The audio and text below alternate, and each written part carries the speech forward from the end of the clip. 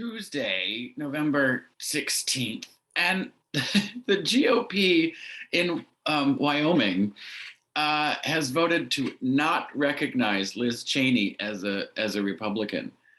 It doesn't change anything. Like, she can still run again as a Republican. She's not on their committee, but they don't recognize her, which I think is just laughable because, isn't the GOP the one that is like super anti-cancel culture?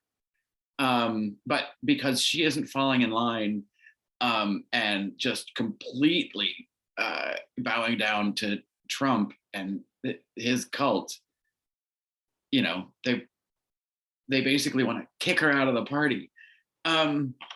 It's asinine, and it is a fucking cult. And I'm a little concerned about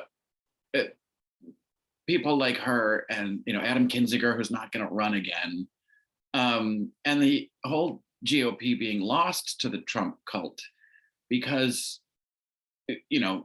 we're razor thin, and if we don't get fucking voting rights passed in this Congress, we're screwed. So as much as we need the Build Back Better plan to go through, if they don't voting rights, that's what you bust the filibuster for. And I don't know that we're ever going to get there, but without it, that is the primary fundamental thing that we need to do to get done before the next election, or we literally are screwed for a generation. So I'm just concerned that as the Republicans who aren't part of the cult are sort of squeezed out or leave, what that actually means, because then we've got just more insurrectionists, more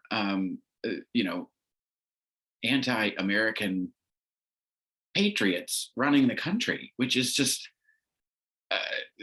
kind of unfathomable to think about, but it's a real possibility.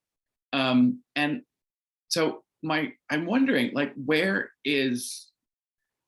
are people like the Lincoln Project, who I know are a bunch of, a band of lying thieves, but wasn't that their whole gig, to stop the Trumpism? And because there are places that are just never ever going to vote for a Democrat, because they've drank the Kool-Aid, and have been indoctrinated into the idea that all Democrats or liberals or non-conservatives are evil, and trying to destroy the country. And it's quite powerful, the amount of vitriol they feel for things that they don't really know anything about, but are convinced that somehow, the one party that's trying to help people is the one party that's destroying the country. So, God, I certainly don't want to help any Republicans, but at the same time, we need to do a better job exposing the Trumpicans. And I know we've got a ways to go before midterms, and I don't want to, run an election the year before, but we need to think about it. And without a voting rights bill, we are effing screwed. So, where are those next candidates? Is there going to be anybody who primaries Manchin or Sinema?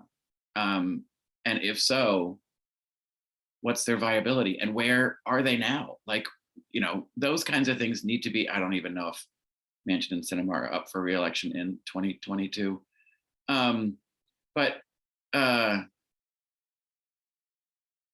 we need to be more cognizant of our it's not very deep bench in the Democratic Party. So we need to start making the new Democratic stars, because our current crop is a little old. So anyway, it's weird to me that the GOP is canceling people who used to be stars in their party. And I also found out this week, which I know it hasn't, we're far into the week, that the term woke was really born out of having an understanding of racial injustice.